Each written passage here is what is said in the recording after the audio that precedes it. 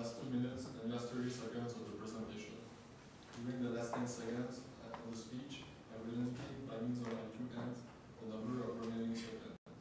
A team not having ended its presentation after 20 minutes will be stopped to move on the period of question. A period of question of a maximum duration of 5 minutes is assigned to the jury at the end of the presentation. I would like to remind to the judges that it's mandatory to ask at least one question during the period. Please note that you cannot reveal the name or source of your university, as may be disqualified. I would like to ask the public to turn off the ringing on the short phone. I would now invite the judges to introduce themselves. Start to take a picture.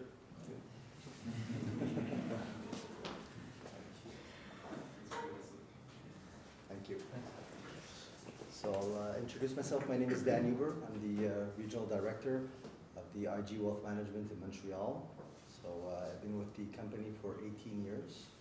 I've been a financial planner since 2005. Have a nice presentation. My name is Robert Lassière, Regional Director for Quebec City. I've been with the company for more than 16 years, in the business for 41 years, and a financial planner since '97. Welcome. Hi, my name is Kevin Hamel. I'm Regional Director too in Quebec Sainte-Foy. I'm with the company since 2008. Welcome. Have a great presentation. Thank you. Ce qui démarre un bon gestionnaire d'argent est la capacité de résoudre un problème que vous ne savez pas que vous avez dans une manière que vous comprenez. Hello, my name is Jonathan Maraki, and I'm a financial planner and tax specialist. Myself, along with my colleagues. I'm Augie Jesmer, your investment advisor. Kai Samadani, estate planner and former insurance broker. And we will present to you a retirement plan that best suits your needs. Before we start the plan, we would like to take the time to thank you for taking the time out of your holidays to fix our car, and we decided that it would be best to return the favor and bring forth the financial plan that will be best for you. So to start off, you have approached us saying that you have taken interest in your finance and that you would like to make a retirement plan that best suits ensuring that you cover sufficient funds for your retirement, a tax optimization for the sales tax on your garage and cars that you will sell, and passing on legacy to your family, your 2 children, and your grandchild. So, the agenda for today's meeting will be an analysis of your current situation, along with a tax plan regarding the sale of your garage and your car, a retirement plan, which will be presented by my colleague Augie, which will go over your accounts breakdown and your lifestyle throughout retirement, and an estate planning that my colleague Kais will present. So, start off with the analysis. For the current situation, you have come to us at the age of 60. You have been a mechanic for the past 30 years, assuming that you started at the age of 30. Your garage has a current value of $2 million, and you believe that will be growing at a value of 4% every year. You have a property, main residence, of $550,000, along with a cottage of $300,000 and 2 used cars. And you have a $220,000 mortgage left over on your main residence. You have a discretionary spending of about $80,000 per year currently, and you plan on spending $75,000 throughout retirement. You have an insurance coverage of above $200,000, and your current family is your 2 children and 1 grandchild. So when it comes to your retirement goals, you would like to sell your business, your garage, supply a down payment for your 2 children, along with help contributing to your grandchild Philip, who may have disability, pass down a sizable estate to your children, and live through retirement comfortably. Here's a high-level timeline of your current situation. You have come to us at the age of 60. Between the age of 60 to 65, you'll be continue working at your garage, and during that time, end up selling your garage at the age of 65. Then, from 65 on, you'll live through retirement comfortably, and at the end, you'll pass down the estate to your children and grandchild. So when it comes to your tax planning, we have created a high-level tax plan. And the main focus will be to sell your garage at the best tax situation, along with your car. So, the key recommendations that will be part of our tax plan will be the lifetime capital gains deduction, making use of TFSAs, and spousal gifting. When it comes to the sale of your garage, the current situation of your garage is that it is currently valued at $2 million. You would like to sell it in 5 years, and if it grows 4% a year, it will end up worth $2.4 million. Your current situation is that you fully own the garage and is not in corporation, and your brother-in-law has approached you and said that he would like to be your associate for the next 5 years. So the estimate, if you sell the garage at $2.4 million in 5 years, assuming that all of the value of the garage is capital gains because you started it from nothing, you will be taxed on $1.2 million of this sale. So we have come to you with two options. One option is to incorporate your garage, give 50% of it to your wife, Mrs. Kim, or wife-to-be, and make your brother an employee as he works with you. And the second option would be to not incorporate, keep the whole business to yourself. And yeah, so you'll see, when it comes to option one, the breakdown would be you would incorporate your business and your garage, pass 50% of your shares, so $1 million worth of business to your soon-to-be wife, Ms. Kim, who you can give to with no capital gains tax as she is your spouse. And also you will be taking full advantage of your lifetime capital gains exemption, as I'll explain a bit later. So when it comes to lifetime capital gains exemption, it is any Canadian is eligible to have a lifetime amount of $848,000 currently, and this is applicable to the sale of any Canadian small business that you own.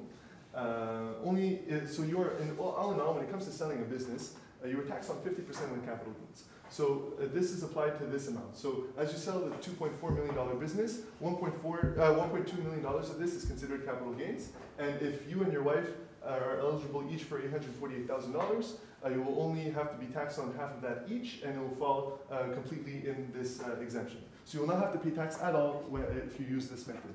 Now, when it comes to option two, it is to keep the garage and keep things status quo. Make Mr. Kim, your wife's brother, an associate. Sell the company for $2.4 million. Be taxed on capital gains of $1.2 million. And so you will be taxed on $340,000, which would be the leftover of your capital gains exemption. So basically, you'd be taxed at 30% of $340,000. So when it comes to comparing these two options, the first option, you end up selling a company completely tax-free. And now when it comes to your second option, it's the same situation except you're paying $119,000 in tax. So we suggest that you go with option one. Now, when it comes to the sale of your car, we've decided that there's not much you can do when it comes to saving tax. We believe that you will be able to sell your car at any time in your lifetime, at any point of your lifetime. So we don't think you have to sell it right away, as you will not have to depend on this value during retirement. And so you own two cars valued at $10,000, and this will also, the car naturally would depreciate over time, so by the time you end up selling it, it will not be a very sizable amount. So the proceeds of the sale of your garage will be $2.4 million, as you have not paid any taxes using option one. $90,000 of this will be passed down to your sons soon, as you decided that you want to contribute to a down payment for both of the houses, for houses equivalent of $300,000. $200,000 of these proceeds will go to a potential RDSP for your son Philip if he requires it, as you have mentioned that, your grandson, I mean, as you have mentioned that he may have a disability. And this amount will be contributed to your RDSP over time, as we want to take full use of government grants that are offered year over year. And the remaining $2.1 million balance will be contributed to maximize your TFSAs, along with, and the rest being in non-registered investing accounts. So the end result of this tax plan is you sell your business for $2.4 million completely tax-free. You sell both of your cars when you decide to, it is not urgent. And you maximize your TFSA tax-free saving account and have enough money to contribute to your children and grandchildren. Now, I will pass on the floor to my colleague Augie, who will go over your retirement. Thank you, Jonathan. Okay, so in your retirement, you're going to be taking use of a couple of different retirement accounts, as I list here, and I'll explain a couple of them for you as we go. Now, this table here breaks down your current net worth. You have various registered accounts, RSPs, RASPs. Mr. Basset, you own $2 million of your business. You have two homes valued at $550,000, and the second house at $300,000. cars are worth $20,000, and your main liabilities are your mortgage of $220,000 that you have left, bringing your net worth to about $2.8 million. So a little bit about the income you're going to be expecting after you retire. First is the old age security income. As a citizen of Canada, the government of Canada wants to look out for you, and they'll provide you with $570 each at age 65 in your retirement. The next is your Quebec pension plan. As you are employed in Quebec, you contribute to your Quebec pension plan, which will then pay out after you retire, each receiving $20,690, the sum of these two after retirement. So we'll also be taking advantage of an RRSP, which is a Registered Retirement Savings Plan. It allows you to defer the tax as your contributions are taxed, or reduce your taxable income, and then when you take them out later, you'll be at a lower tax bracket, so it saves you taxes in that regard. Now, some of the key assumptions that we input into our investments was first the annual inflation rate at about 2%. Developed countries such as Canada and the United States, we target a range of 2%, which anything not in an investment account or not in a contract will grow at 2%, but also the cost of everything else will increase at 2% as well. So you want to retire in 5 years at age 65. Your QPP and CPP will start at age 65. And here's some of the income you can expect after your retirement. Your average registered withdrawals will be $75,000. Your QPP and old age security, Ms. Kim, you have a pension that would pay out at about $48,000 after retirement. The sale of your business will net you, as my colleague said, $2.4 million, and your salary for the next 5 years. So we also took a look at your investments. Mr. Basset, you have 70% in fixed income, 25% in growth stocks, and 5% in cash. Mrs. Kim is a little bit moderately aggressive with 65% in growth stocks, 30% in fixed income, and 5% in cash. Now, Mr. Basset, you mentioned to us that you are concerned about the fees that you're paying, and at an average fee of 2.2%, we totally agree with you. It's very unreasonable to be paying, and with our plan, we recommend that we move you into some low-cost index funds, equity and bond funds that pay an average about 0.33%. We can find you index ETFs that will track the movement of the market, but also will pay very, very low fees, allowing you to keep your capital. And we agree with the allocation of Mr. Basset, 70% fixed income and 30% growth, netting you 4.46%, but that's after fees and after inflation, and you get to keep more of your capital. So you can maximize your investments for your inheritance for your children.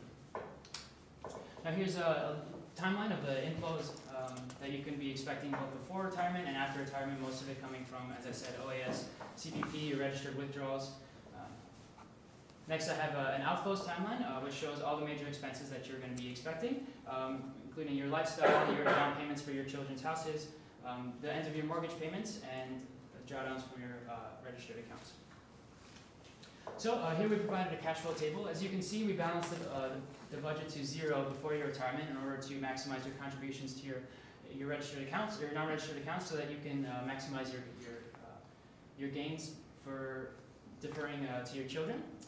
And the surplus in year 2025, of course, is the sale of your business, and we want to maximize your lifestyle income and maximize the inheritance for your children.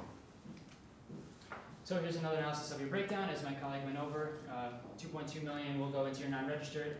We set up an RDSP for your grandchildren at $200,000 over 20 years, and a down payment $45,000 each for your children. Now I'll pass it off to my colleague Kais, who will talk about your estate planning. So, my friend Mr. Bosset and Mrs. Kim, you have done both very well to reach this healthy point in your life. You both have a great revenue of income between your business and your jobs. You've done well to take care of your beautiful children, and who have, of course, your very loved grandchild, who are altogether, of course, the most important wealth. Now, as my colleagues have presented, it's rest assured that you are looking secure moving into the future, but there are a few things to jot down from a legal stand of view to ensure the passing of your estate is done so with minimal problems, as little delays as possible, and in the manner that you see fit. So just a quick summary of everything that we've presented to you, of how your estate is going to look like. Basically moving forward, unto 2054, you will have an estate of somewhere just over $800,000 in total, growing up to 1.6 million. And just start, you also mentioned to us that you wish to leave enough funds for your sons to make a down payment. We can do so by using a testamentary setting up testamentary trust, which essentially names the beneficiaries of the controlling assets while you are alive. And by using this mechanism, you'll be able to gift the cash needed for the down payment tax-free, as there is no tax on gifting cash to family members in Canada. And for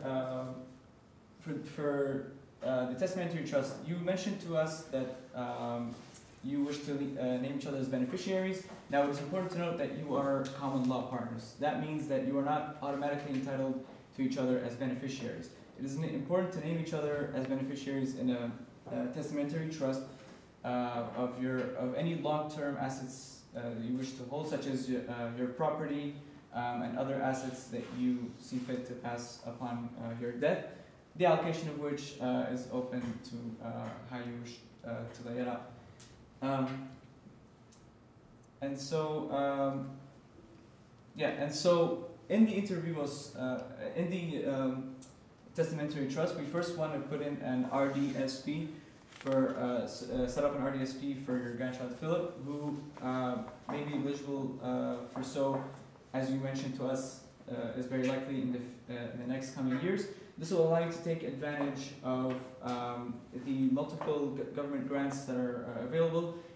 Usually, it is the government can provide up to 300% of your contributions into an RDSP. However, for conservative reasons, we made the assumption that the government will match the minimum of 1-to-1 contributions, depending on the grandchild's parents' family income, and the maximum contribution will be $200,000. This vehicle is essentially placed in testamentary trust because it will essentially it secures the future of your grandchild at the time of his retirement, and you'll be able to take advantage of these proceeds. Now, you also mentioned to us, Mrs. Kim, that you do have adequate insurance with your group insurance program.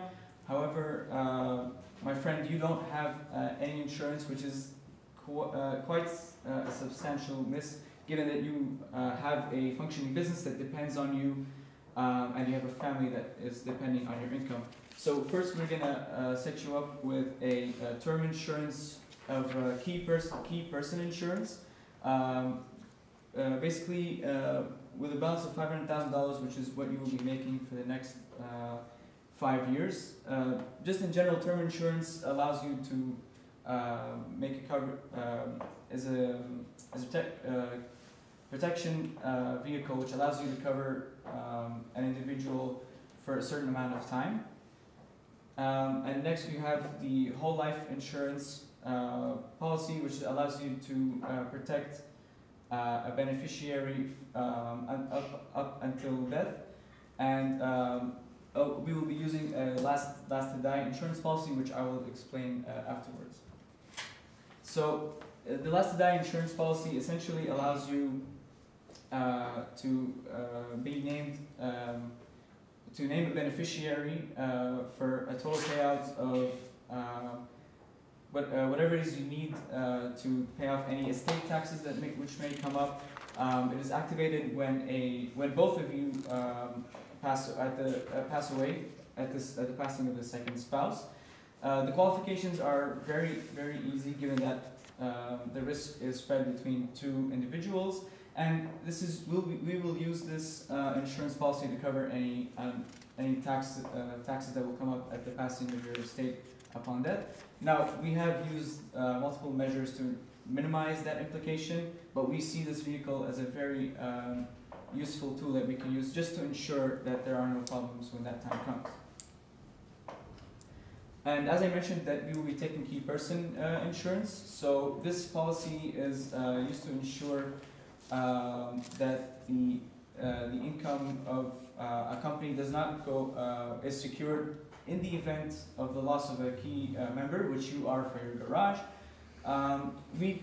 Like I said, we put in a balance of $500,000, which is what the policy will cover over the next 5 years, and that policy will be enacted through the company itself. We also see that you don't have any disability insurance. We do see that Mrs. Kim, you do have disability insurance, which is terrific. My friend, Mr. Bosse, you do need, it is important to take out a short-term disability insurance in case you get injured and you cannot run the business for whatever reason. And we put in a conservative amount of 70% of your annual income, which is $70,000 that the policy would cover. And just quickly to give you an overall analysis of what life insurance is necessary, you can see that currently you have $200,000 of coverage, which just doesn't reflect that income that you are making and what your beneficiaries need. And so with our policies, we will take you up to a coverage of somewhere around $3 million in total, which we see fit to ensure that your beneficiaries are taken care of in case of your incapacity. And just to tie it all up, just a quick feedback of what we're doing. We are putting in key person insurance as well as disability insurance of $570,000 and other policies to ensure the safety of your future. And we will be doing exacting these wills through the use of an executor as well as using the wills. And we thank you very much for coming here today. We hope by seeing our plans that you are taken care of moving with future with our group. Thank you very much.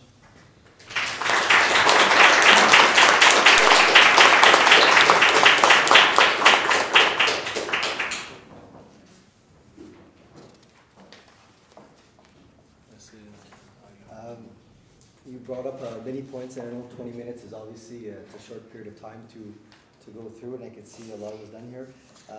Maybe a couple of questions. You brought up the insurance. Yes. And the option of incorporating and not. And, how would you structure the policies? What would be your, in terms of owners, beneficiaries, what would be your recommendation around that? So the key person insurance, since it is a short-term policy, we recommend, like I said, structuring it through the company and the use of a corporate dividend account, which will be the policy will be tied into. And in the event of Mr. Bosse's death, that account will pay out, the policy will pay out the coverage to the company's owner. Now, we've named the beneficiaries of the company to your spouse for now, Mrs. Kim, and in the event of her death, we will name, in the name of her death, we have the children named as beneficiaries of the shares of the company. Okay. And I noticed on the insurance topic again, Eddie, would you recommend CI, critical illness insurance, and how would you structure that?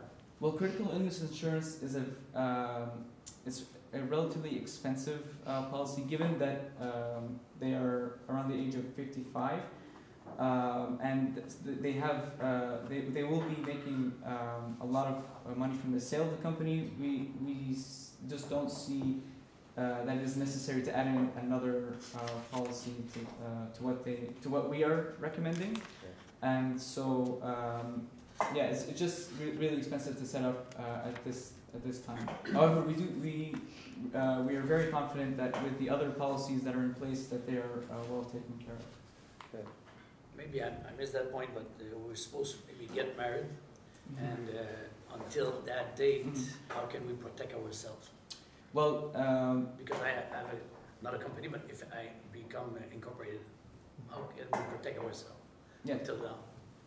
Well, of course, number one, you would need to name each other as joint tenants of the buildings that you are living in, as well as, like I said, using the inter vivos trust as well as the testamentary trust to name each other as beneficiaries through the use of a notarial will, with the help of a lawyer to ensure that you are named to each other as beneficiaries of your estate. Does that answer your question? Yeah. Thank you. Thank you. Okay, thank you.